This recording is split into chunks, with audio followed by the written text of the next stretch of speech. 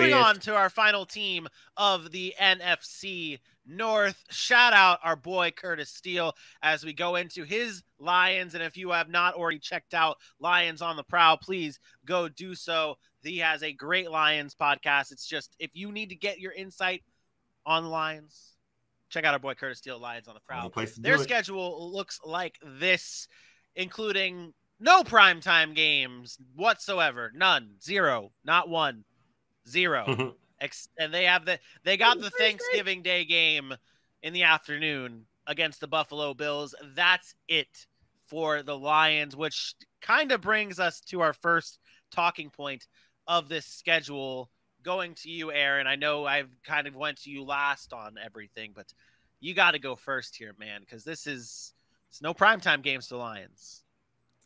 And I run the risk of talking out of both sides of my mouth here because I have 2 points and one of them kind of contradicts the other, only because I'm going to come at Kurt for making comments in the chat. I'll be honest. I'm going to go at the NFL first because I think this is just blatantly disrespectful to a franchise that seems to be doing everything right. And when I say everything right, like bringing in a culture, changing a culture of a losing franchise for so many years and trying to instill a different mentality there, which Dan Campbell has brought over. And they're featuring them on Hard Knocks, but then they say, but you're not good enough to be on national television for primetime games. Meanwhile, we're giving the Bears in the same division 3 primetime games. And I get the Bears have great history, but the Bears, who have proven to be kind of a pedestrian franchise for a number of years, they're not even as talented as the Detroit Lions, and we're giving them 3. So I think this is blatant disrespect by the NFL. I don't think it's right. I think Detroit should have a nationally televised primetime game other than the Thanksgiving Day game. And everything they've done, they've done it the right way since they bringing in Dan Campbell. And I think they should be rewarded for that. I thought they had a great draft, free agency. They're building it the right way, and that foundation is strong. And I think the Lions should be rewarded. Now, with that said, you can pull back to 4 screen for me here. With that said, Kurt, I'm sorry, but you had mentioned they're going to split against Minnesota. The Lions they got 1 win against Minnesota since 2017. Like, let's not act like they're beating Minnesota every year and splitting with them every year. So me having Minnesota sweep them, I think it's okay because they beat them once, and that was last year. In 2020, 2019, and 2018, they swept them. So I don't think that's out of the realm of possibility, but I don't want to go too hard on the Lions because I really, really like where they're going, and they should be on national television. They should. AJ, what's the storyline this year for the Lions? They are my Raiders of the NFC North. I think they are going to be the surprise. Again, my record does not reflect that because I'm looking at it today on paper and what we've seen from them. And as we talked about with the AFC West, Aaron got all heated because the Chargers hasn't proved it. Well, the Lions haven't quite yet proved it. They have proved they can fight. They have proved that they will battle to the end, and they proved that they are getting more and more talented by the day. They had a good draft. That defense was what they focused on, and then the move of Jameson Williams, I think, is going to be big for their offensive side of the ball. We talk about Jared Goff all the time, but again, a former number 1 pick who knows the game of football in the NFL. He's not gonna hurt you as much as some other people might have had they not had Stafford, obviously. So I like what the Lions have done. I think that they are going to get better and better every season. Frank Ragnow being healthy and coming back to that offensive line, I think is going to be a big deal. It's going to create the running room for DeAndre Swift and allow not Matt Stafford. That's just what they used to wish that they still had. Allow Jared Goff some time to get the ball out to these receivers that they went and got in the come up of Amon-Ra St. Brown, your boy DJ Chark over there, and newly addition Jameson Williams. That's my dude. Yeah, the Lions are intriguing. I think that's one word that you could say when you look at this team. Obviously, my headline here is how do you turn heart into wins? And that's something the Lions haven't had a lot of in a lot of years. Wins. You got to turn heart into wins. They play with so much fire. They're one of the most exciting teams to watch, not because of the product they put on the field, but because of how hard they try. And they try so hard. You're getting effort from them, right? And that's what you need to do. You need to find a way to translate that effort and that heart into some wins, win some close games, and get over the top when it comes to that aspect. But, I mean, I like this team on paper. I looked at their depth chart. They look pretty solid, especially on the offensive side. I think a big potential X factor here is DJ Chark. I think if he can come back from injury, this is someone who's got his 1-year deal, someone that I don't think has a lot of heart. I saw him a lot in Jacksonville. He's a weak guy, but I mean, he's got to find a way to get there. What are you looking at? What are you looking at, Aaron? I'm telling you how it is. The Lions, they need to translate this heart into wins. You legit will find any reason to bring up DJ Chark. Never. I looked at that and I said, if the Lions want to be, if not, it's Quintez Cephas. You got Amon-Ra, you got Jameson as a rookie coming off injury. If DJ Chark isn't that extra veteran in the room, it's Quintez Cephas. They have Josh Reynolds there who came on and played really well for them last year. Bring in a Jameson Williams, Amon-Ra St. Brown.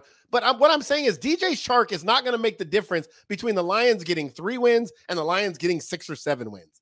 DJ Chark wasn't even good in Jacksonville. He had one good season. Yeah, he had one good season. And I told you, and guess what? I told you after that year, he wasn't talented. He wasn't that great. And you argued with me. And to this point, he's still not that good. Wasn't that good in high school. Wasn't that good in college. He's not that good. I can attest that he is not that good. Okay, he pops in and says that. But I mean, and honestly, then you called him soft, but you praise the Lions' heart, and they play like you praise the Lions like they were a Pee-wee football team. You praise them. They try really hard. I think under Dan Campbell, that guy's going to get his ass kicked.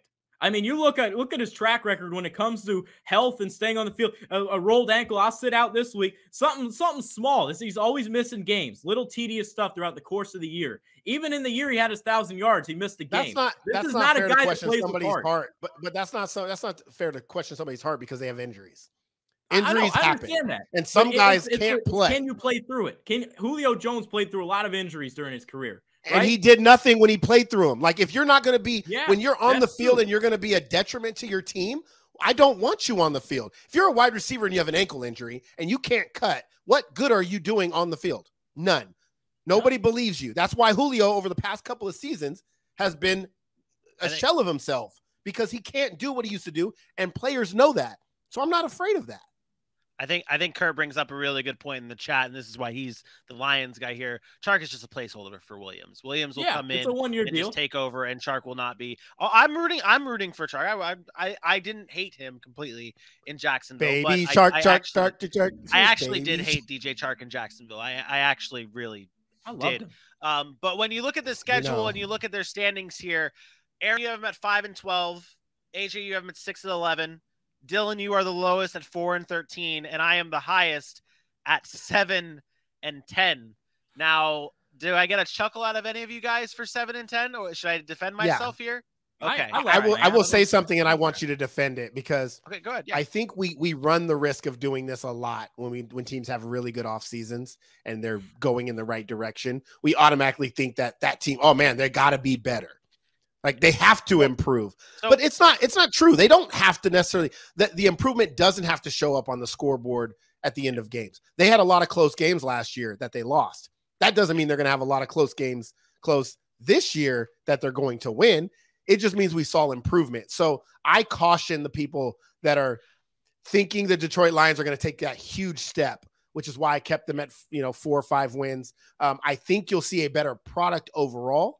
Yeah, but less wins on the I remember, I'll take it back here, and you and I were actually together for this. You and I were sitting at that bar watching the Lions in week 1 or week 2, I believe. Week 1, 49ers. We saw them come back and just fight against the Niners, and I'm not obviously saying that like leaning on that as my substance here and my crutch, but they show that fight. They show that they have the will to do it. Now they really just needed to add the players to make it happen. And I'm not saying they're going to make it happen, but you guys laughed at me last year when I said that Jared Goff, I don't think is that bad of a quarterback as everyone makes it sound.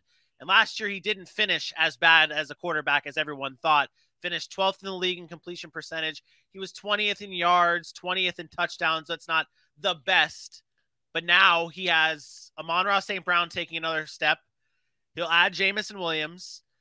DJ Chark is going to be there. You'll have a healthier TJ Hawkinson and a healthier DeAndre Swift. I'm not saying Jared Goff is a top 12 quarterback, but I'm saying he's a quarterback that can at least win you 7 games. You have Jeff Okudah hopefully playing into hopefully being the player that you want him to now be. You're stretching. Now you're stretching. No, I'm just saying you have Jeff. You're hoping that Jeff Okudah can become the player you want him to be. I'm not saying he's going to be the player you want him to be, but he is there. He's got the potential. And when you look at the schedule, and I'll break it down for you, there's 7 wins. I think that they beat Philadelphia. I think they surprised people and beat Philadelphia week 1. I just remember last year's start of the season for the Lions, and I see them finishing the job against Philadelphia while they try to figure out the pieces together around Jalen Hurts. I think they beat Seattle, not a hot take. I think they beat the Giants. I think they beat Minnesota. I think they beat Carolina. I think they beat Chicago. And I think when Green Bay is resting all their starters, they beat Green Bay to finish off the season. Those are my wins for the Detroit Lions. I don't think they're that crazy to say that those are they win those games. Oh, of course. It's not crazy. It's not crazy. The way you talk about Jared Goff and those numbers, like the problem with that thought process is the Detroit Lions still, as much talent as they brought in, they're young.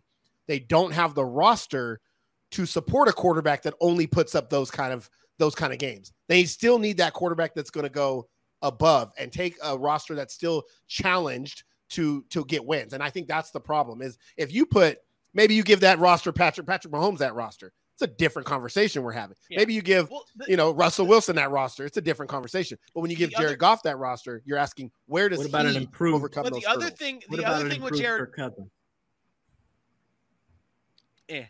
But the other thing with Jared Goff here, though, is that what's the common thing we say with like a Baker Mayfield or a Carson Wentz? They're going to go out and lose you games. They can go out and lose you games. Jared Goff, I don't think is going to lose you that many games because of like a bad turnover. Last year, he had the 6th best interception percentage, right around Kirk Cousins, right around Aaron Rodgers, right around Ben Roethlisberger, Dak Prescott, Tom Brady. He had a better interception percentage than Tom Brady. And I'm not trying to throw stats at you guys. What I'm trying to say is that Jared Goff is not going to be losing these games. So when you see the wins that I have for them against teams like Philadelphia early on in the season, against the Giants, against Minnesota, I don't think he loses you these games. And I think that the talent, the potential and the fight the Lions have wins you 7 games. It's hard for me. I mean, Jared Goff's last season with the Rams, which was a much more talented team, he won 9. And he had Sean McVay, who's the offensive coordinator for Detroit. Is it still Jim Bob Cooter? Go ahead and ask Kurt. Go ahead and ask Kurt. I guess my point is, like, he doesn't have a guy that's going to help him. I don't believe he has a guy that's going to elevate him.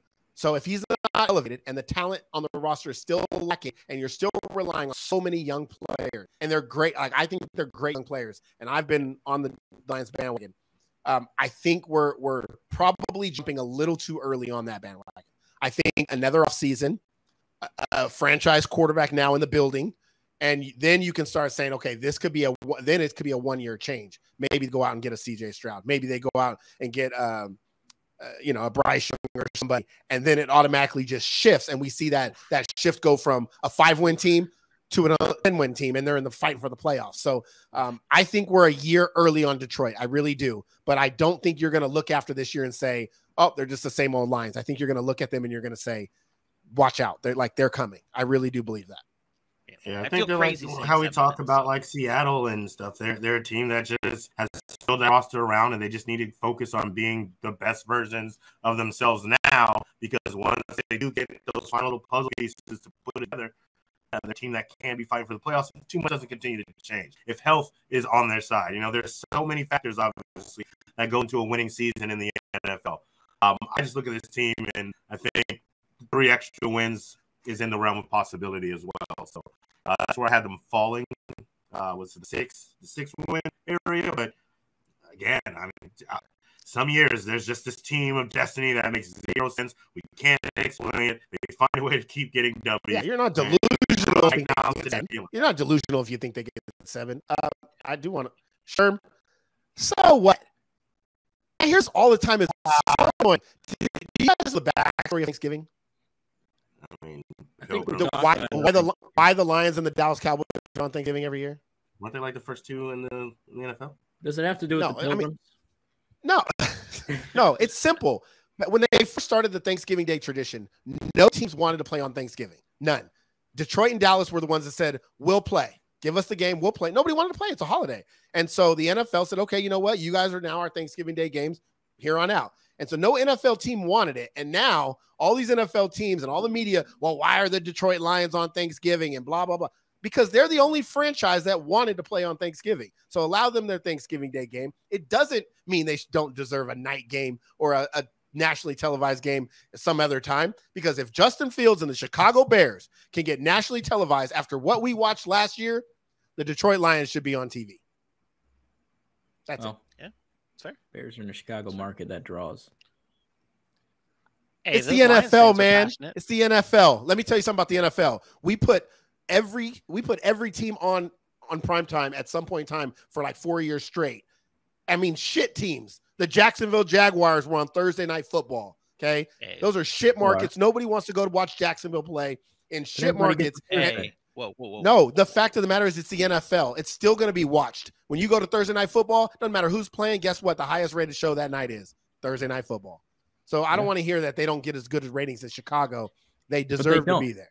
If you're a casual NFL fan, are you turning into the Bears on primetime or the Lions? I'm watching. If I'm an NFL fan, I'm watching either team. Fan, you're watching either. But that's still, my like point. A normal fan that's not crazy like you, like if they're sitting around searching the channels and they're like, I'm sorry, but this whole thought process that the Bears are some revered franchise, people don't even know that anymore. Today's demographic of younger football fans don't remember when the Bears are good. They all think the Patriots should be America's team because they don't even remember when the Dallas Cowboys won a Super Bowl. And they talk about that. So the reason, my point is, we have to adjust to that. We already adjust to today's game and who's good and who's not. Why are we not doing that with what we're seeing these teams do on the offseason? And I think Detroit, I'm really passionate about this because I think they got screwed. We should be watching them. Simple as that. We should at least have one Thursday night, Sunday night, or Monday night game. Probably not a Sunday night, but a Thursday night or a Monday night game where the Detroit Lions are on TV because Dan Campbell, number one, is great TV. Mm-hmm. Agreed. Agreed. All right. That does it for our NFC North coverage here. Our final standings look like this. It all looks like we have the Packers at first, the Vikings at second. It's it. Well, Dylan, you actually have the Bears third. You are the oddball here. You have the Bears third. Everybody else has the Bears. You have the Bears. Yeah, never mind. I'm not getting into this. I have the Bears last. If you need tutoring after, we all have the Bears last except for Dylan. We all have the Bears last except yes, there it is. That's what I was trying to get at here. Words are very hard.